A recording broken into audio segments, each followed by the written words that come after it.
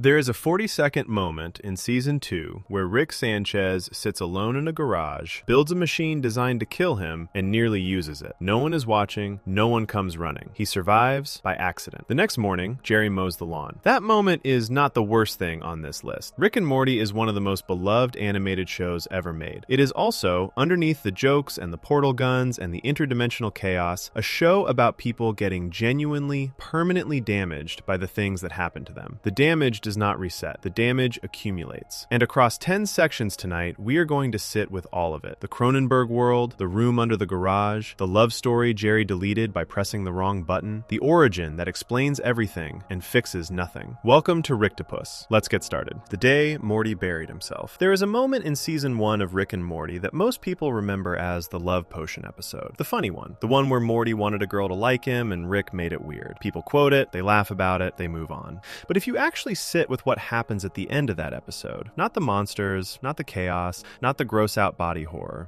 if you sit with the last 2 minutes and really let them land, you start to realize that something happened in that episode that the show never fully recovered from. Not because it broke anything, but because it told the truth about what kind of show this actually was. And the truth turned out to be heavier than anyone expected. The episode is called Rick Potion Number 9. It is the 6th episode of the first season. Morty has a crush on a girl named Jessica. He wants her to notice him. He goes to Rick, and Rick, without much protest because Rick genuinely does not think this is a big deal, gives him a love potion made from vole hormones. Voles are animals that mate for life. The idea is that whoever touches the potion will feel a deep, permanent pull toward Morty. Simple enough. Morty goes to the school dance. Jessica has the flu. What follows is one of the fastest story collapses in television history. The love potion mixes with Jessica's flu virus and goes airborne. Within minutes, everyone on Earth, everyone, is obsessively in love with Morty. Not in a sweet way. In a desperate, consuming, going to get you way. Rick tries to fix it. His first fix turns everyone into giant praying mantis people, which makes things worse because now they want to mate with Morty and then bite his head off. His second fix, the one where he mixes in traits from even more animals, turns the entire planet into Cronenbergs. Not cartoon monsters. Body horror creatures with flesh growing in the wrong places, limbs at wrong angles, faces that suggest they used to be people. The whole world. Rick looks at what he has done and makes a decision. They cannot fix it. They are leaving. He opens a portal to a different version of Earth, one where the same story played out differently. In that version, Rick managed to cure the virus before everything collapsed. But in the moment right after the cure worked, that version of Rick and that version of Morty died in an accident in the garage, an explosion. They are lying there, dead, in the backyard of the Smith house. Their family is fine. Their world is fine. And Rick's solution is this. He and Morty go to that world. They dig a hole. They bury those two dead versions of themselves. They take their place. They walk inside. Life continues. The camera stays on Morty through all of this. There is a song playing. It is called Look On Down from the Bridge by a band called Mazzy Star. It is quiet and slow, and it sounds like the inside of a very long, exhausted thought. Morty does not speak. He digs. He buries himself. He stands up. He walks inside and sits on the couch and stares at nothing. The expression on his face is not one you expect from an animated comedy. It is the expression of someone who has just understood something about the world that they cannot unknow. This is the 6th episode of the series. The show is not even half done with its first season. What makes this moment so different from everything else the show had done up to that point is not the body horror. It is not the Cronenbergs or the failed fixes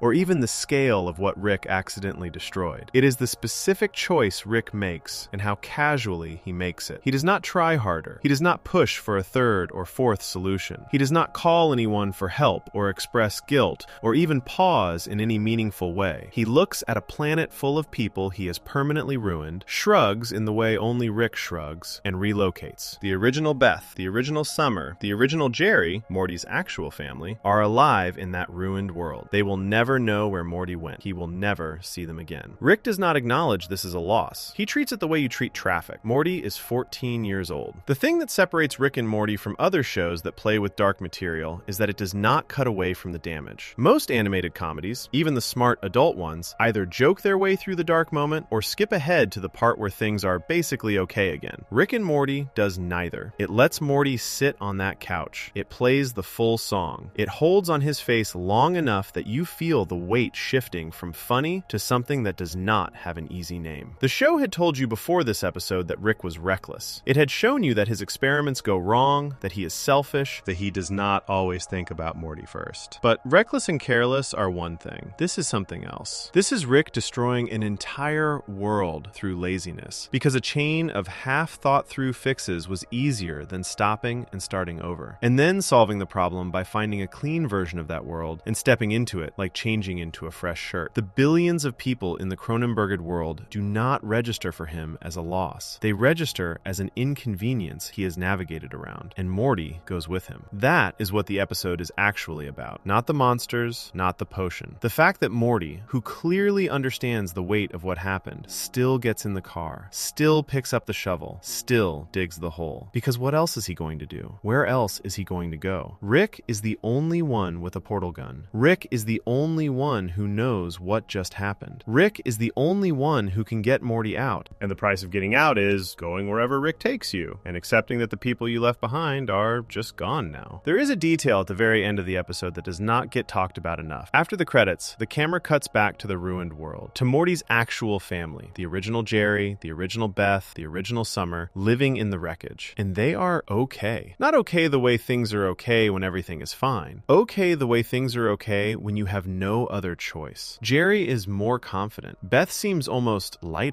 Summer is performing one-person shows in a cardboard box. Without Rick and Morty around, they have found some version of peace. The world is destroyed and they are somehow fine. And then Cronenberg versions of Rick and Morty show up from a third world where the same thing happened in reverse and walk past them like neighbors. The show just keeps going. Nobody cries about it. Nobody wraps it up. The episode ends and the next episode begins, and Morty is in a different world now. And that is simply the situation. 2 episodes later, in an episode called Ricksty Minutes, Morty takes Summer to the backyard and shows her the graves. The actual physical graves in the actual physical backyard, where the version of him and Rick who used to live there are buried. He tells her that he is technically a different version of her brother. He tells her that the Morty she grew up with is dead, and he is just the one who moved in. And then he makes an argument, one of the most serious arguments any 14-year-old character has ever made in an animated comedy, about why she should not run away from home. He says, essentially, nothing matters, nobody knows who they really are, we are all replaceable, so you might as well stay. It is the most sobering thing Rick's adventures have produced, and it comes from Morty processing the fact that he buried himself. What the Cronenberg episode establishes, quietly, underneath all the body horror and the chaos, is the show's actual mechanics. Not the plot mechanics, the emotional ones. The ones that explain why everything that comes later lands as hard as it does. The rule it sets is this: the consequences are real. When something breaks, it stays broken. When someone gets left behind, they stay left behind. You cannot rewind. You can only find a slightly better world and move into it and pretend that is the same thing as fixing the problem. Every dark moment this show produces in the seasons that follow is built on the foundation this episode poured. The reason Morty flinches in certain episodes. The reason he gets angry in ways that seem bigger than the moment. The reason he occasionally looks at Rick with something that is not quite loyalty and not quite resentment, but lives in the space between those two things. All of it traces back to a backyard grave with his name on it, dug by his own hands in the 6th episode of the first season. The love potion was supposed to make a girl like him. Instead, it taught him that the world he was born into is disposable, and Rick will always find a new one, and the only constant is that Morty comes along. That is a heavy thing to carry, and the show never lets him put it down. Before we move on, if you're enjoying this analysis, please consider subscribing. It helps the channel tremendously. What makes the next thing on this list even worse is that the Cronenberg episode was not even the low point. That took a few more seasons to arrive, and when it did, it came in the form of a room full of glowing tubes that Morty did not even know existed. Section 2. The room under the garage. There is a room underneath Rick's garage that Morty did not know existed. That sentence alone should tell you something. Morty has been living in that house, going on adventures with Rick, surviving things that would break most adults, and there is an entire room beneath the place where they spend most of their time together that Rick never mentioned, not once. Morty walked over it every day. He probably cleaned above it. He definitely had no idea what was down there. The room is introduced in Season 3, Episode 8, an episode called Morty's Mind Blowers. The episode begins, like a lot of Rick and Morty episodes, in the middle of something already going wrong. Rick and Morty are running through a staircase maze, being chased by what looks like a dark, shadowy figure. Morty is holding a creature called called the truth tortoise. Rick warned him not to look into the tortoise's eyes. Morty looked anyway. Now Morty knows everything. Not metaphorically, literally everything. Every truth in the universe is looping through his head on repeat, and he cannot sleep, and he cannot stop thinking, and eventually he cannot take it anymore, and he begs Rick to erase the memory. This is where the room comes in. Rick takes Morty down to a hidden chamber underneath the garage. The room is filled from floor to ceiling with small glass tubes. Hundreds of them, maybe more. Each tube contains a memory, a specific, real moment from Morty's life that was pulled directly out of his head and stored here. Rick has a name for them. He calls them Morty's mind blowers. He even breaks the fourth wall and tells the audience directly that instead of watching interdimensional cable tonight, this is what they are doing. Then he starts showing Morty the tubes. And this is where the episode stops being funny and starts being something else entirely. The first memory is called Moonspiracy. In it, Morty looks through a telescope and sees a man living on the moon. He tells his teacher, Mr. Lunas. He is very excited. The teacher dismisses him, tells him he is wrong, moves on. Morty pushes. He keeps telling people. Nobody believes him. Eventually, a man kills himself because of the chaos Morty caused by insisting on the truth about the moon. Rick erased the memory because Morty could not live with what his honesty accidentally caused. The second memory is one that hits differently. Morty and Rick are being held prisoner by an alien who wants to be ritually executed because he believes in an afterlife. The alien is not afraid to die because he is certain something waits on the other side. Morty, trying to avoid the situation, trying to survive, tells the alien there is no afterlife. He does not actually know this. He says it to stall. The alien, shaken and suddenly terrified of death, runs into the street. A car hits him. He is dragged down into what is clearly meant to be something like hell, dark spirits pulling him under. And as it happens, the alien screams that Morty told him there was no afterlife, and now look. He dies, having lost his faith because Morty lied to save himself. Rick erased that one too. Then there is the purple memory. The family is being held hostage by a creature who demands that Beth choose which of her children will survive, Morty or Summer. The creature wants an answer immediately. Beth does not hesitate. She does not take a breath. She does not look torn. She says, Summer. Right away. No pause, no apology. Summer. And Rick shows up a moment later and saves everyone. And the creature is dealt with, and life goes on, and Morty never knew that his mother made that choice because Rick took the memory before it could settle. Read that again. Beth chose Summer without hesitating. And Morty found out about it in a room full of other reasons to feel terrible, surrounded by evidence of how many times Rick decided it was easier to erase something than to help Morty process it. The colors of the tubes matter. Blue ones are memories Morty asked Rick to erase because of mistakes Morty made. Purple ones are memories involving the rest of the family doing something Morty did not want to carry. And red ones are memories that Rick wanted erased. Not for Morty's sake, but for Rick's own reasons. Rick erased the memory of Morty winning an argument with him during a gunfight on a spaceship. That one is not traumatic. It is not dangerous. Rick just could not stand the idea of Morty having proof that he was right and Rick was wrong, so he took it. The memory eraser was being used as a convenience for Rick's ego. There are hundreds of tubes in that room. The episode does not tell you what every single one contains. The montage near the end shows quick flashes of moments too fast to fully process. Morty with his hand cut off, Morty transformed into a dog, Morty torn apart and juggled like a toy, Morty burying what appears to be a dead version of Santa Claus. They go by fast enough that you can almost miss them, fast enough that the show seems to be making a deliberate choice about how much it wants you to sit with any single one of them. The point is not the specific content of each tube. The point is the quantity. This is not a few bad memories. This is an archive. This is a carefully maintained, color-coded collection of every time the adventures broke Morty badly enough that Rick decided the cleanest solution was to reach into his grandson's head and pull the moment out. And some of them are not even traumatic by any normal standard. Rick erased the memory of Morty's 13th birthday cake because something happened that embarrassed Rick. Not Morty, Rick. Morty lost his memory of his own birthday because Rick did not want to be reminded of a moment where he came off badly. Halfway through the episode, the situation escalates. Rick and Morty get into an argument about Rick using the memory eraser for his own benefit rather than Morty's protection, and in the middle of the argument, they accidentally erase each other's memories. Both of them. Gone. They do not know who they are, or where they are, or what any of the tubes mean. Morty, trying to piece together some kind of identity, starts injecting the memories from the tubes directly back into his head, one after another. All of the bad ones. All of the things he had begged to have removed. He takes them all back black at once. It breaks him almost immediately. The memories pile up so fast and hit so hard that Morty becomes completely unstable. He finds a gun. He tells Rick, who also has no memories and is equally lost, that they should both end it. Rick, having nothing else to hold on to, agrees. They are sitting there, in this room full of Morty's worst moments, about to shoot themselves when Summer walks in. Summer does not panic. She does not call for help. She pulls out a piece of paper with instructions on it, step-by-step instructions, written in advance, because, and this is the part that should stop you cold, this has happened before, multiple times. Rick built a protocol into the situation because he knew that at some point the argument about the memory eraser would go too far, and both of them would end up with no memories, and at least one of them would want to die. He planned for it. He wrote down the steps. He gave them to Summer and told her what to do when the time came. The time had come before, more than once. Summer tranquilizes them both, restores their original memories using vials locked in a separate safe, drags them to the living room couch, and administers smelling salts to wake them up. Rick and Morty regain consciousness. They think they slept through an episode of Interdimensional Cable. They are annoyed at Summer for letting it happen. They do not remember the room, the tubes, the gun, the almost suicide, or the fact that they have done this before. And then they go on another adventure. The episode is structured to feel like a fun anthology, a collection of short, strange stories about forgotten adventures. It is rated well. People enjoy it. It is a creative way to show backstory through a format the show had used before with Interdimensional Cable. But what it is actually doing is something far less comfortable. It is documenting that Morty has been so consistently and repeatedly damaged by his time with Rick that an entire secret room exists to contain the damage. It is showing that Rick's response to trauma was never to help Morty deal with it. It was to remove the evidence and move forward. And it is revealing that even Rick's version of protecting Morty is inseparable from Rick protecting himself. Because here is the thing about the red tubes, the ones with Rick's memories in them. Rick is not just erasing Morty's pain. He is erasing anything that makes Rick look bad. He is erasing proof that Morty was right. He is erasing his own embarrassments, using a machine that he keeps pointed at his grandson's head. The room is presented as a place Rick built for Morty's sake, a kindness, a mercy, a way of keeping Morty functional enough to keep going on adventures.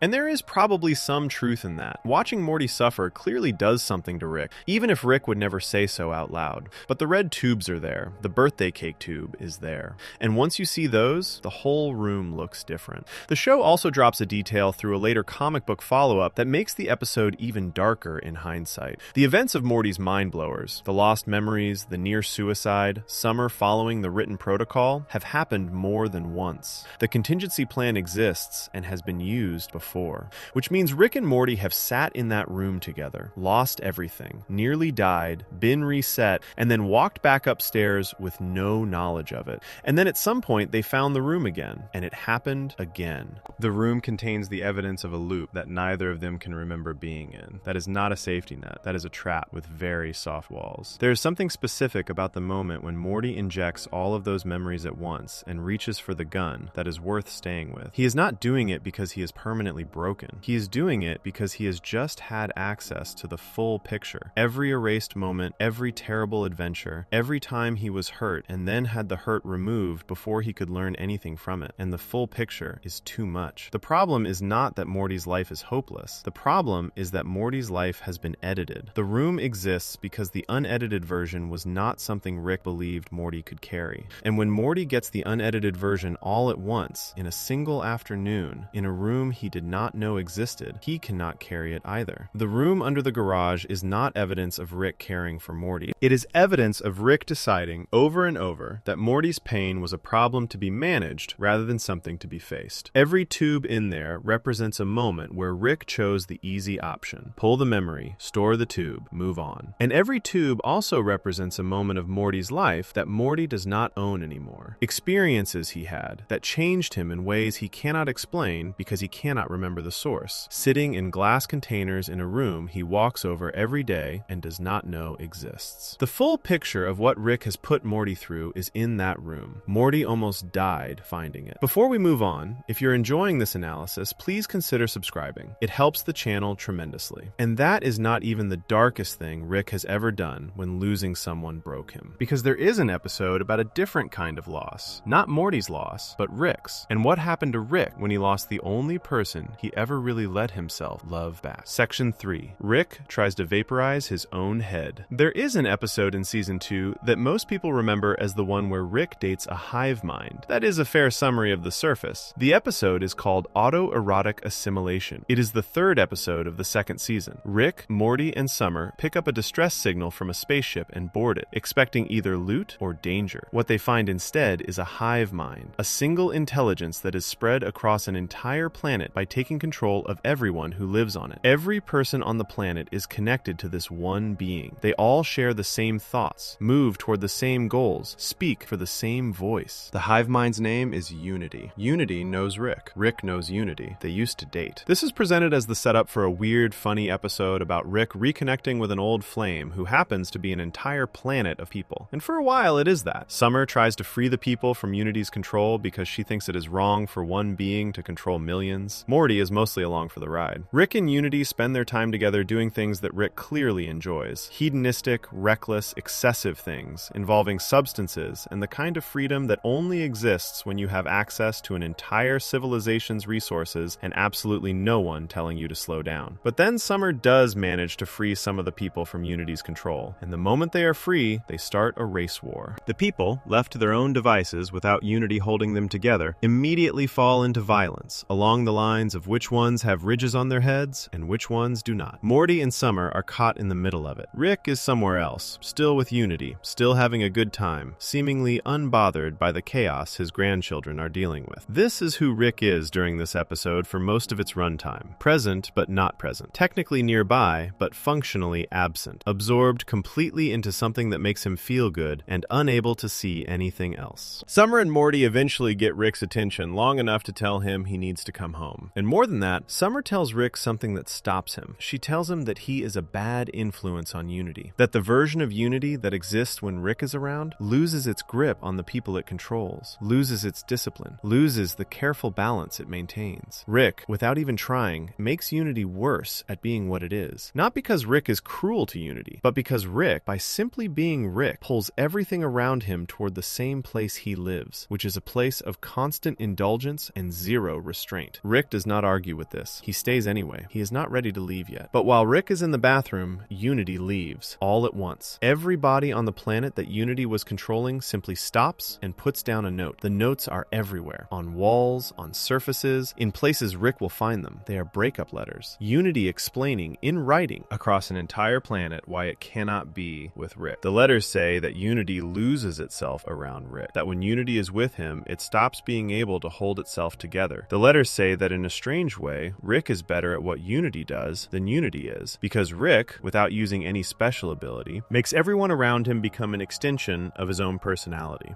The letters say that Unity loves Rick, and that is exactly why it has to go. Rick reads the letters. He comes home. What happens next is the part of the episode that almost nobody talks about when they summarize it. Rick walks into the garage. He is alone. The family is around, but nobody is paying close attention to him in this moment. He opens a storage container and takes out a creature, something small and malformed and clearly suffering. The show has not explained what this creature is. There are fan theories about it. Some believe it is connected to a being from a previous adventure. Others think it is something Rick has been keeping there as an experiment. The show never says. What the show does show is Rick looking at this creature with something on his face that is very different from his usual expression. He is not smug. He is not bored. He is not annoyed. He looks at the creature with what can only be described as gentleness. He comforts it quietly, and then he uses the death ray to end its suffering. He puts it out of its pain. Then he turns the death ray on himself. He sits there and prepares to vaporize his own head. This is not a dramatic gesture. It is not a cry for attention. Nobody is watching. Nobody is going to rush in and stop him if the machine works as intended. He is alone in the garage in the middle of the night, and he is genuinely trying to die. The machine takes time to charge up. While it charges, the alcohol in his system catches up to him. He passes out. The machine fires. It misses. Rick slumps forward unconscious over the workbench, and the episode ends by pulling the camera back slowly to show him passed out there through the night and into the following morning. The next shot is Jerry, happy and oblivious, mowing the lawn outside. Life continues. Nobody knows. Now, here is why this matters beyond the shock of it. The easy read of that ending is that Rick tried to kill himself because Unity left. He was sad about a breakup and he went too far. That is the surface reading, and it is not entirely wrong. But the episode has been building something underneath that reading the entire time, and if you miss it, the ending just looks dark instead of devastating. Unity's goodbye letters explain the real problem. They say, "I lose who I am and become part of you, because in a strange way, you are better at what I do without even trying." Think about what that means. Unity is a being that absorbs entire civilizations. It erases individual personality and replaces it with a shared one. It takes over worlds. And Rick, by just existing near it, does the same thing without trying. He does not absorb people. He does not take over their minds. He just has such a complete, total sense of himself that everyone near him starts reorganizing around his reality. The grandkids need his approval. Beth shapes her choices around whether he will respect her. Even a being capable of controlling entire planets cannot maintain its own identity when Rick is nearby. The loneliness this implies is enormous. Rick is so completely himself that no one can stay themselves around him. Unity, which is capable of containing the consciousness of millions of people at once, could not contain itself in Rick's presence. If even a hive mind dissolves next to you, what does that say about what it is like to be close to you? What does that say about the chances of anyone ever being close to you in a way that lasts? The suicide attempt is not just about losing Unity. It is about what losing Unity confirmed. Rick already knew, on some level, that he ruins things, that his presence is a kind of pressure that people and relationships cannot hold up under forever. Unity leaving is not a surprise to him in the way breakups are usually surprises. It is more like evidence, like one more thing that proves what he has already been telling himself for years through the language of nihilism and drinking and jokes about how nothing matters. He has been saying nothing matters because if nothing matters, then it does not hurt when everything keeps falling apart. Unity leaving proved that even the most extraordinary connection available to him could not hold. So he sat down in the garage, he comforted a suffering creature and let it go. And then he tried to let himself go too. The song that plays during that final sequence is called "Do You Feel It" by a band called Chaos Chaos. It is quiet and slow and deeply uncomfortable to listen to while watching Rick's face. The animators did something specific with his expression in those final moments before he passes out. They did not make him look afraid. They did not make him look angry or dramatic. He looks tired, in the specific way a person looks tired when they have been carrying something very heavy for a very long time and they have simply run out of the will to keep carrying it. He survives because he got drunk before he sat down. Not because anyone saved him, not because something changed his mind. The alcohol in his blood is the only reason Rick Sanchez is alive at the end of that episode. That is not a triumphant survival. That is a failure to die by accident. The next morning, Jerry is cutting the grass. The world goes on. Rick wakes up at his workbench. The show does not give him a scene of recovery or reflection or anyone noticing what nearly happened. He just wakes up and the next episode begins. What autoerotic assimilation does, the reason it holds up as one of the most honest episodes the show ever made, is that it takes every surface claim Rick makes about himself and turns them inside out. He says he does not care about people. He tried to die because someone left. He says attachments are foolish. He nearly vaporized his own head over an attachment. He says nothing matters. The song playing while he sets up the death ray does not score a man who believes nothing matters. It scores a man in tremendous pain. Rick does not perform the suicide attempt. Nobody is watching. There is no one he is trying to make feel guilty. No one he is trying to get attention from. He is not doing it because Morty will hear. He is doing it because he is alone in a garage in the middle of the night, and the person, the being that he allowed himself to actually feel something for, has just gone. And the house is quiet, and the world seems very far away, and he cannot think of a good reason to sit with that feeling until morning. He cannot think of a good reason, so he reaches for the machine. The reason this moment matters for everything that comes after is that it gives the viewer the real coordinates of who Rick Sanchez is underneath the genius and the chaos. He is someone who needs things he refuses to admit he needs. He is someone for whom loneliness is not a preference, but a condition. Something that happened to him, not something he chose. The nihilism is not a philosophy. It is a coping tool. It is what he says instead of admitting that Unity's letters were right and that being with him eventually costs everyone something they cannot get back. Every time Rick pushes Marty away, every time he makes a joke when something real is happening, every time he chooses the explosion over the conversation, it all lives downstream from the garage that night. From a man who got drunk enough to accidentally save his own life and then woke up and pretended none of it happened. And the thing is, Rick never found out what Unity wrote to him. Or maybe he did and chose not to remember it. The episode does not say. The truth about what Unity knew about him is sitting in those letters across an empty planet. And Rick is back home the next morning, and the grass is getting cut, and Morty has no idea any of this occurred. The nearest anyone ever came to understanding Rick in the entire series, and it happened when he was alone. __quote_2___. What makes the next entry on this list even harder to sit with is that it involves Rick losing someone in a very different way. Not privately, not quietly, but at what was supposed to be a celebration, in front of everyone, in the worst possible moment. Section 4. Bird Person dies on his wedding day. There are certain episodes of Rick and Morty where you can feel the show deciding to change the rules. Rick Potion number 9 was one. The moment the Cronenberg showed up and Rick shrugged and opened a portal to a better world, the show was telling you something new about what kind of story it was willing to tell. Autoerotic assimilation was another. The garage scene at the end of that episode was the show proving it could go somewhere genuinely quiet and painful without wrapping it up or joking it away. Both of those episodes changed something about how you watch the show going forward. The Wedding Squanchers is the third one, and it might be the most brutal of all of them because of how long it takes to get there. The episode is the 10th and final episode of the second season. It begins with a courier arriving at the Smith house, a delivery service that takes the form of a giant floating creature, carrying a wedding invitation for Rick. His best friend Bird Person is getting married. The bride is Tammy, a girl who Summer went to high school with and who met Bird Person at a party in season 1. Rick does not want to go. He calls weddings funerals with cake. He makes it clear that he finds the entire concept exhausting. But Jerry accidentally gets sucked into the delivery courier and carried 6,000 light years away to the wedding planet. So Rick has no choice. He rounds up the family and goes. The planet is called Squanch, home of Squanchy, another one of Rick's close friends. The wedding is being held there because it is outside the reach of the Galactic Federation, the massive governing body that has been hunting Rick across the universe for crimes the show describes only as everything. The guests at the wedding are mostly other criminals and rebels, people who operate outside the law the way Rick does, who have known him long enough to tolerate him and trust him the way only people with very few options learn to trust each other. For most of the episode, the tone is warm. Genuinely warm, which is unusual for this show. Bird Person is one of the only characters in the series who speaks to Rick as an equal. He has known Rick for decades. He fought alongside him in a rebellion against the Galactic Federation at a place called Blood Ridge on a moon called Glapflap's third moon. He has seen Rick at his worst and stayed anyway. When Beth pulls Bird Person aside during the reception and asks him what Rick was like when they were young, Bird Person tells her, honestly, that Rick's past is soaked with the blood of both friends and enemies, and that they committed numerous terrible acts in the name of freedom. He does not say this to frighten her. He says it because it is true, and Bird Person does not soften things. Morty tries to get Rick to open up during the wedding, to enjoy it, to be present instead of standing at the bar being difficult. Rick resists for a while, and then, surprising everyone including himself, agrees to give a toast. He stands up in front of the crowd and speaks off the cuff. His notes, briefly visible, end with the words, trail off, crumple notes, go with it. He says something real. He says he is not good at love or weddings, but he is glad Bird Person found happiness, and he means it. It is one of the most unguarded moments Rick has in the entire series up to that point. Tammy stands up to give her toast next. She does not say what anyone expects. Instead of talking about love or her new husband or her happiness, she announces to the entire room that she is a deep cover agent for the Galactic Federation, that she has been undercover for years, that the relationship with Bird Person was a mission, that the building is surrounded. Then she pulls out a gun and shoots Bird Person multiple times. He falls. The wedding erupts into chaos. The moment Rick realizes what is happening, he screams Bird Person's name. Not a strategic response, not the calculating, already has a plan Rick, who is usually 3 steps ahead of every crisis. Just a scream, raw and immediate and gone before anyone can note it. Then Rick is in motion, wiring his portal gun to explode, grabbing his family, trying to get everyone out. Squanchy, one of Rick's other closest friends, drinks a potion that transforms him into a giant warrior and holds off the Federation agents to buy time for the family to escape. Whether Squanchy survives this is not confirmed in the episode. Rick leaves without knowing. The family gets out. They land on a small planet outside Federation territory. Rick tells them the truth. They cannot go home. Earth will be the first place the Federation searches. By being Rick's family, they are now targets. They are stuck. The planet they are on is tiny, so small that you can walk around its entire surface in a few minutes. The first morning there, the family hunts the only species of creature on the planet for breakfast and immediately makes it extinct. There is nowhere to go. There is nothing to do. The situation is permanent. Then Rick hears Jerry talking to the family. Jerry is making the case case that they should turn Rick in, go back to Earth, return to their lives. Rick, Jerry argues, would not do the same for them. He would not sacrifice his freedom for their sake, so why should they sacrifice theirs for his? The rest of the family refuses. Beth, Summer, and Morty all defend Rick. Beth, at one point, breaks down and says she is scared of being left again. She is talking about her whole life, about a father who was absent for most of it, and whose absence left a wound that never fully closed. Even now, stranded on a tiny planet because of him, she cannot choose to let him go. Rick hears all of this from under the floor of their temporary shelter. He tells Morty he is going to get ice cream. Then he leaves, contacts the Federation, and turns himself in. He arranges, as part of giving himself up, that his family will be returned to Earth safely. He does not tell them. He does not say goodbye properly. Morty figures out what is happening and tells Rick that he will not forgive him for leaving again. Rick leaves anyway. The Federation takes Rick to a maximum security prison on a prison planet. The charge listed for his incarceration is simply everything. Back on Earth, which the Federation has now absorbed as its 6,048th member planet, the family lands to find alien tourists walking around and a new government already in place. Jerry, who has been unemployed and directionless for most of the series, is immediately assigned a job by the Federation upon landing. Rick is in a cell somewhere in space. The final sequence of the episode plays Nine Inch Nails' version of Hurt over a series of quiet shots. Rick is sitting in a bar on the prison planet, drinking, waiting to be taken to his cell. He is holding a photograph. It is a picture of himself with Bird Person and Squanchy, his two closest friends, the people who knew him longest, both now gone in different ways on the same night. He drops the photograph on the floor of the bar. He does not pick it up. That image, Rick dropping the photograph and leaving it on the floor, is one of the most carefully constructed moments in the show's entire run. It is not played dramatically. The camera does not linger in a way that tells you how to feel about it. Rick just drops it, and it stays there, and the scene ends. But it contains everything. Bird Person dead on his wedding day because of a relationship that was built as a trap specifically designed to catch Rick. Squanchy gone. Rick in a cage. The family returned to a home that is no longer really theirs because the government that took Rick is now running their planet. And Rick, who has spent the entire series acting like nothing matters and no one gets to him, sitting alone with a photograph of the only people who ever really knew him and letting it fall. Here is the thing about Bird Person that the episode earns, and most discussions of it skip over. He is not a minor character who existed to be killed for emotional impact. He has been in the show since season 1. He showed up at the house party in the first season finale. He gave Morty advice about Rick that Morty actually took seriously. Real, specific advice about understanding who Rick is and why he does what he does. He trained with Rick. He fought with Rick. He stood at Blood Ridge with Rick. When Rick was at his lowest, when the show has shown glimpses of a younger Rick falling apart after losing everything, Bird Person was there. Killing him at his own wedding, shot by his bride who was only ever using him, is the kind of cruelty that only works because the show gave you enough time to care. Tammy did not just kill Bird Person. She spent years becoming someone he trusted completely. She met him at a party. She dated him. She let him fall in love with her. She married him. And then, in the middle of the reception, after Rick had just given a toast about being glad his friend found happiness, she took it all away in a single moment that Bird Person had no way to see coming. There is an extra layer to this that the show makes clear only later in season 3, when it is revealed that Bird Person did not actually die. The Federation brought him back. They rebuilt him using technology that turned him into something called Phoenix Person, a weaponized version of Bird Person, reconstructed with Federation enhancements, serving as an agent of the same system that killed him. He is alive. He is also gone. The version of Bird Person who gave Morty advice and fought at Blood Ridge and stood at the bar with Rick and got married on a planet called Squanch does not exist anymore in any useful sense. What exists is something that wears his body and does not know who Rick is. The episode also changed the structure of the show in a way that had never happened before. Before the Wedding Squanchers, the series operated mostly as a collection of separate adventures with occasional threads connecting them. After this episode, the consequences did not reset. Season 3 began with Rick in prison and the Earth under Federation control. Those were not erased between episodes. They were carried forward. The show had told you before that consequences could be permanent. The Cronenberg world proved that. But it had never before ended a season on a cliffhanger of this size and then made the audience wait for it to resolve. That wait was 18 months. The season 3 premiere did not air until April 1st, 2017, a full year and a half after this episode aired on October 4th, 2015. For 18 months, Bird Person was dead. Squanchy's fate was unknown. Rick was in prison. The family was on an occupied Earth. That is a long time to sit with a bad ending. The thing this episode does that the show does not always manage is make you feel Rick's losses as actual losses rather than as plot events. Rick loses things constantly. Dimensions, versions of his family, experiments, plans. Most of the time, the losses are framed through his nihilism. Nothing matters. Everything is replaceable. Get over it. This episode does not let him have that. He screams when Bird Person is shot. He drops the photograph. He turns himself in not because he calculated that it was the best strategic move, but because he heard his daughter say she was afraid of being left again, and he could not be the person who left her. Both of those things, the scream and the surrender, are Rick without his armor. Rick without the punchline. Rick at the exact moment when the distance he keeps between himself and everything collapses completely. He lost his best friend. He lost his freedom. He lost a photograph on a bar floor on a prison planet and walked away without it. __quote_3___. And as bad as this was, as permanent as it felt in the moment, it is only the beginning of what the show reveals about what Rick has truly lost across the full span of his life. Because the love story that never got a chance to exist, the one that explains everything about who Rick became and why, is still waiting to be told. And when it finally is, the wedding episode starts to look almost small by comparison. Section 5, The Love Story Jerry Erased. There is an episode in Season 4 that won an Emmy Award. Not for being the funniest episode, not for being the most creative or the most technically impressive, though it is all of those things. It won the Emmy for Outstanding Animated Program, which is the highest award that category offers. The episode is called The Vat of Acid episode. It is the 8th episode of the 4th season, and underneath all the clever twists and the science fiction setup and the genuinely funny moments scattered throughout, it contains what might be the saddest 4 minutes of television the show has ever produced. Most people who talk about this episode talk about the twist at the end, the reveal about how Rick's invention actually worked. That reveal is genuinely impressive, and it lands hard, and it reframes everything you just watched. But the part of the episode that actually does the emotional damage, the part that stays with you after the episode is over and the twist has been processed, is a wordless sequence in the middle of the episode that director Jacob Hare inserted almost entirely on his own. Dan Harmon and Justin Roiland did not see it until the animatic stage of production. They barely changed a frame of it. Harmon later said it is such a beautiful moment in television that he was glad it existed. It is a love story told without a single line of dialogue, and it ends because Jerry bumped into something he did not understand. Here is how the episode gets there. Rick and Morty are doing a deal with alien gangsters, exchanging crystals for something valuable. The deal goes wrong, as these deals always do. Rick's contingency plan, the backup he has prepared in case things fall apart, is a vat of fake acid. He and Morty jump into it, release some fake bones to float to the surface, and hide at the bottom breathing through tubes while their enemies believe they are dead. This plan does not work cleanly. The gangsters hang around discussing their feelings instead of leaving. The situation drags on. By the time it resolves, Morty is furious. He tells Rick the vat of acid idea was stupid, that it was complicated and messy, and there were 100 better ways to handle the situation. Rick, who cannot tolerate criticism under any circumstances, and especially cannot tolerate it from Morty, takes this personally. The argument escalates into a broader fight about how Rick never listens to Morty's ideas and never takes him seriously. Morty has an idea he has been pitching for a while. A device that works like a save point in a video game. You press a button, it marks that exact moment in time, and if things go wrong later, you can press the button again and return to that point. Like a do-over. Like the ability to undo mistakes before they fully land. Rick has been refusing to build this for a while. He says, somewhat technically, that he does not do time travel. Pushed by the argument, he finally agrees to make it. The device is small and remote shaped. Morty takes it immediately, without waiting for Rick to explain how it works. Over the next stretch of time, the episode compresses this, Morty uses the device constantly. He pulls his teacher's pants down and resets before the consequences arrive. He says embarrassing things and rewinds. He gets into situations that should hurt him and presses the button before the pain arrives. He is living entirely without consequences and clearly loving it. Then one day, before approaching a girl standing outside a coffee shop, he sets a save point. They meet, they talk. It goes well. What follows is the 4-minute sequence. There is no dialogue. There is only music and images. Morty and the girl go on a date. They fall into a routine. They spend time together in the way that people do when something real is developing between them. They fight and make up and fight again. They have bad days and good ones. She cuts her hair differently, and he notices. He does something clumsy, and she laughs about it instead of being annoyed. They book a trip together. Plane tickets, a surprise. Somewhere they are both going to go. The sequence covers what appears to be somewhere around a year of their lives, compressed into a few minutes. minutes, scored by music that makes you feel the passage of time rather than watch it. Morty is happy in this sequence, in a way the show does not often let him be. Not the forced along for the ride version of Morty who is surviving Rick's adventures, just a kid with a girlfriend who makes him feel like his life is his own. They board a plane. The plane goes down. They survive the crash and find themselves stranded in the mountains with two other survivors. They are cold and scared and running out of options. Morty looks at the button in his hand. He could press it. He could reset to the save point from before they met outside the coffee shop and undo all of this. Undo the crash, undo the danger, undo the cold and the fear. But pressing the button means going back to before she existed in his life. It means she disappears. It means the year is gone. He puts the button away. He calls for rescue instead. He chooses her over the reset. They are saved. They come home. There is a welcome back gathering at the Smith house. Everyone is there, including Jerry. Jerry, being Jerry, is curious about the small, remote-shaped device Morty has been carrying. He picks it up. He looks at it. He presses the button. The save point activates. Morty is instantly transported back to the moment outside the coffee shop before he ever walked up to the girl. The year is gone. She does not know him. From her perspective, a strange boy is now approaching her outside a coffee shop for the first time. Morty tries to recreate it. He cannot. He goes back to the same spot, tries to start the same conversation, and she maces him in the face. He falls. He accidentally presses the button again, sending himself back to the same reset point, and now he is stuck. Every time he tries to approach her, he resets back to a moment where she does not know him, and he cannot explain why he is acting the way he is acting. He tries over and over. It does not work. The relationship that took a year to build cannot be reconstructed in an afternoon. At some point, the episode shows Morty setting a save point at a zoo and throwing himself into the gorilla enclosure. He lets the gorillas tear him apart. He resets. He does it again. He is not doing it for fun. He is doing it because he is so destroyed by what happened that self-destruction feels like the closest available option to feeling anything other than the loss. Then comes the twist. Rick, satisfied that Morty has learned whatever he felt like teaching him, reveals the truth about the device. It does not create save points in time. That would be time travel, which Rick claims not to do. What it actually does is transport Morty into an alternate dimension, a parallel version of reality that is nearly identical to his own. The Morty who was already living in that dimension is killed when Morty arrives, and Morty takes his place. Every time Morty pressed the button to reset, he was not rewinding his own timeline. He was jumping into a new dimension and eliminating the version of himself who lived there. Every prank Morty pulled, every embarrassing moment he rewound, every reset he did for fun, all of it happened to a real Morty in a real dimension who did not choose any of it. The relationship was real. The year with the girl was real. The plane crash was real. And every version of Morty who got replaced along the way is simply gone. Morty, horrified, begs Rick to undo it. Rick merges all the affected dimensions back together. This means every person in every dimension who experienced the consequences of Morty's resets now exists in one place. And they all remember what Morty did. The merged crowd descends on Rick and Morty's house, demanding accountability. Rick's solution is the only one he has prepared. Jump into the fake vat of acid and pretend to be dead. As Morty jumps into the vat, the girl pushes through the crowd. She remembers him. She runs away crying. And then Rick reveals one more thing. They are not even in their home dimension. Rick did not want to waste their actual home reality just to prove a point. The entire episode, from the moment Rick made the device, has been taking place in an alternate version of their world. All of those consequences, all of those people, the girl who is now running away, none of it is in the dimension where Morty actually lives. Rick brought Morty to a different world, ran the whole lesson there, and is now going to portal them home where none of it happened. The lesson Rick wanted to teach Morty, that consequences matter, that choices define who you are, that doing things without caring about the outcome is not freedom, but emptiness, is a real lesson. It is not wrong. The episode makes a genuine and thoughtful argument about why consequence-free living is actually a kind of death, because your choices only mean something if they cost you something when they go wrong. Morty does learn this. The 4-minute love story exists specifically to make the loss of consequence feel like an actual loss. You cannot watch that sequence and want the reset button to exist afterward. But the way Rick teaches the lesson is the part that refuses to sit right. He built a device specifically designed to deceive Morty. He let Morty form a relationship, a real one, emotionally real, even if dimensionally complicated, and then designed the circumstances so that Jerry would end it by accident. Rick knew Jerry would press the button. He placed the device within reach of a man who presses every button he does not understand. He engineered the loss. He then let Morty suffer through failed attempts to rebuild the relationship, let him throw himself into a gorilla enclosure repeatedly out of grief. brief and revealed the full truth only once he decided the lesson was sufficiently learned. Rick had a point. Rick also made Morty fall in love across a year of his life and then arranged for it to be taken away as a teaching tool. The Emmy the episode won is deserved. The construction of it is remarkable. The wordless love story sequence, which director Jacob Hare built and which Harmon said they barely touched, is genuinely one of the most affecting things the show has ever done. The way the twist reframes everything you watched, all those resets, all that casual thoughtlessness, lands with real weight. It is a well-made episode. It is also one of the cruelest things Rick has ever done to Morty. Not out of malice exactly. Rick does not hate Morty. The episode is not evidence of Rick wanting to hurt him, but it is evidence of Rick being willing to use Morty's actual emotional life as the material for a lesson, to let him love something and lose it because Rick decided that was the most efficient way to make a point about consequences. Morty asked for a save button. Rick gave him something that looked like a save button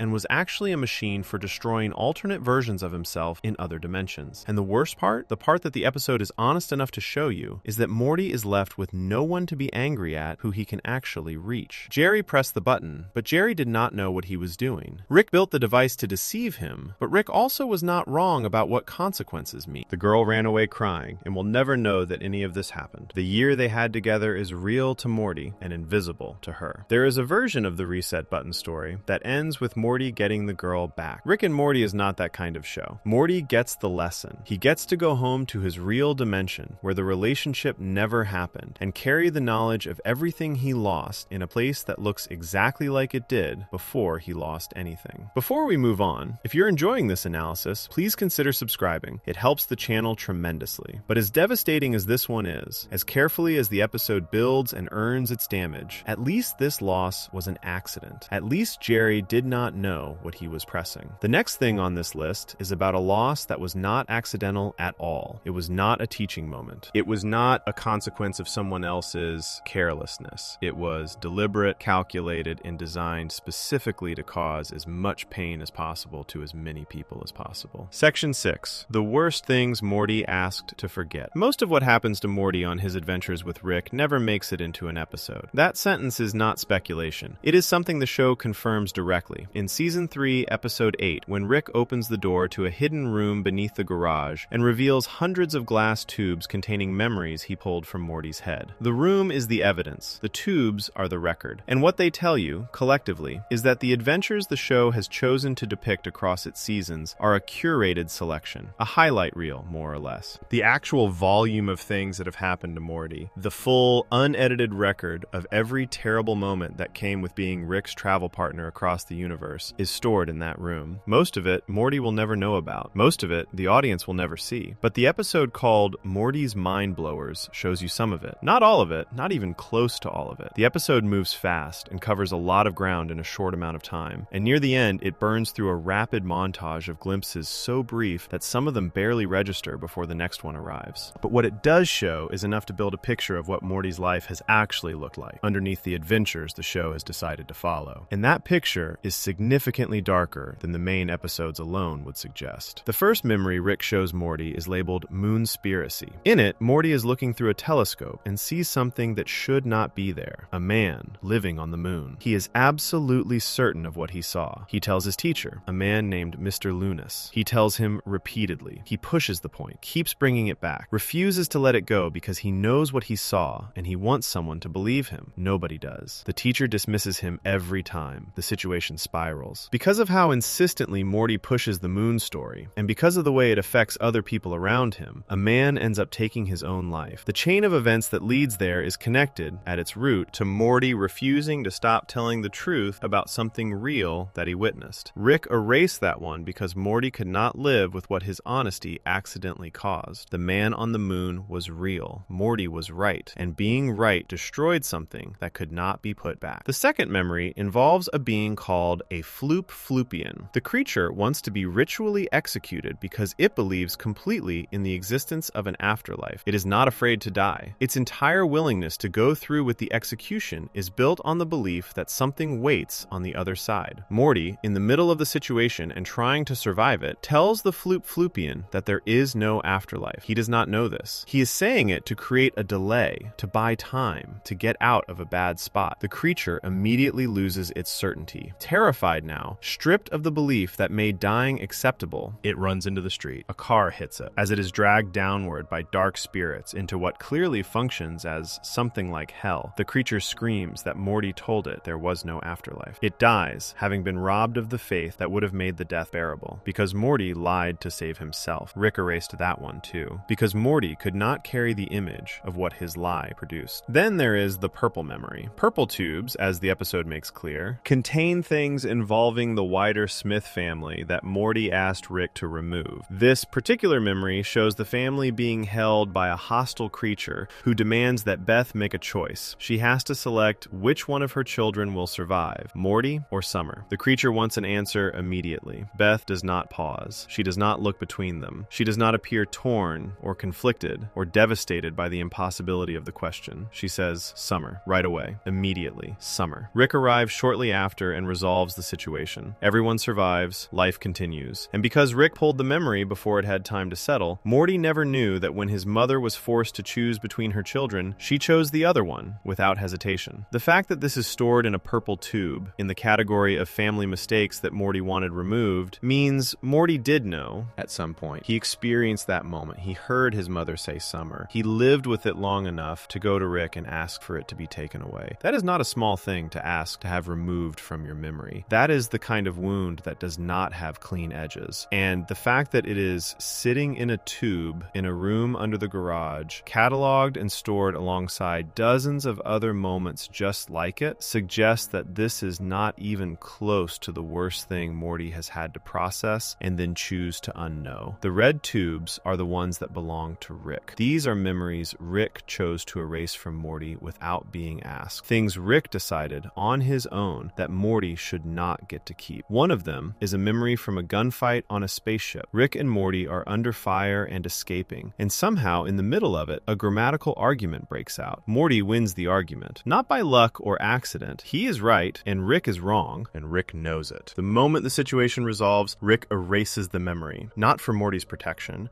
not because the memory was traumatic or dangerous or destabilizing, because Rick could not stand the fact that Morty had proof of a moment where he was wrong and Morty was right, and erasing it was easier than letting Morty carry that. Another red tube contains the memory of Morty's 13th birthday cake. Something happened with the cake that embarrassed Rick. Not Morty. Rick was embarrassed. Rick decided Morty did not need to remember his own 13th birthday, and Rick took the memory. Morty lost his own birthday because it contained a moment that made Rick uncomfortable. The machine that was supposed to protect Morty was also being used to protect Rick's ego. Near the end of the episode, before the situation with the accidental memory erasure takes over, the show runs a rapid montage of additional mind blowers that Rick flips through quickly. These flash by fast, but what they show in the seconds they are each on screen includes Morty with one of his hands cut off at the wrist. Morty transforms somehow into a dog, small and confused, clearly aware enough of what has happened to be distressed by it. Morty being torn into pieces and juggled, treated as an object, something to be thrown around rather than a person. What appears to be a dead version of Santa Claus being buried by Morty alone in the dark. A scene that appears to involve Morty being forced to do something to an alien creature that he clearly does not want to do. These flash by in seconds. The show does not slow down for them. It does not give you time to process any single one before moving to the next. And that choice, the speed, the refusal to linger, is itself the point. These are not the important ones. These are not even the ones Rick thought were significant enough to show Morty. These are the overflow. The extras that did not make the main presentation. The ones in the back of the room that you catch briefly during the montage, and then they are gone. There are hundreds of tubes in that room. The episode shows you perhaps a dozen in any real detail. The rest are just there, color-coded and stored, representing moments that the show has decided you do not need to see because the sheer fact of their quantity is the argument. You do not need to know what is in every tube. You only need to understand that there are enough of them to fill a room. The thing that makes the Mind Blowers room different from most other dark moments in the show is that it is not about one bad thing that happened. It is not about a single terrible adventure or a specific loss or one moment that went wrong. It is about accumulation. It is about the total weight of everything that Rick has put Morty through across their time together, cataloged and color-coded and stored beneath the floor of a house that Morty walks around in every day thinking he knows what it contains. The blue tubes are Morty's mistakes. mistakes, the things he did that he could not live with. A man dead because Morty told the truth. A creature dragged to something like hell because Morty lied. Those tubes are evidence of Morty being the kind of person who cannot carry his own worst moments, who needs them removed to keep going. That is not a character flaw. That is a reasonable response to having your worst moments be genuinely, objectively terrible. The purple tubes are the family's mistakes, the things that involved other people failing Morty in ways he could not process. A mother choosing the other child. Moments where the people who were supposed to be safe turned out not to be safe. Those tubes are evidence of Morty learning, repeatedly, that even the people who love him are capable of things that break something in him. And the red tubes are Rick's mistakes, the things Rick did not want Morty to remember. Not because they were too painful for Morty, but because they were inconvenient for Rick. Those tubes are evidence of the power imbalance sitting at the center of the entire relationship. Rick has the machine. Rick decides what stays and what goes. And Rick, when given that level of power over someone else's memory, used it sometimes for Morty's protection and sometimes for his own convenience. And there was no way for Morty to know the difference, because Morty could not remember what had been removed. The episode ends with Summer following the written protocol. She tranquilizes Rick and Morty, restores their real memories, puts them on the couch, and wakes them up. They believe they fell asleep watching television. They are annoyed at Summer. They go on another adventure. Everything resets. The room goes back to being a secret. The tubes go back to being stored. And Morty goes back to walking over that floor every day, not knowing what is under it, carrying a version of himself that has been quietly edited by someone else for years. There is something specific about that last image, Morty waking up on the couch and being immediately annoyed and going about his day, that the show earns rather than just deploys. It is not played for sadness. It is not underlined or slowed down to tell you how to feel about it. It just happens. And the reason it lands as hard as it does is because of everything that came before it in the episode. You have just watched a record of everything Morty has been through and chosen to forget. You have seen his mother pick Summer without hesitation. You have seen his 13th birthday taken from him for Rick's comfort. You have seen the montage of everything the show decided to move past too quickly for you to fully register. And then Morty wakes up on the couch and does not know any of it and goes about his day. That is the real horror of the room under the garage, not what it contains. The fact that Morty keeps living normally above it. Before we move on, if you're enjoying this analysis, please consider subscribing. It helps the channel tremendously.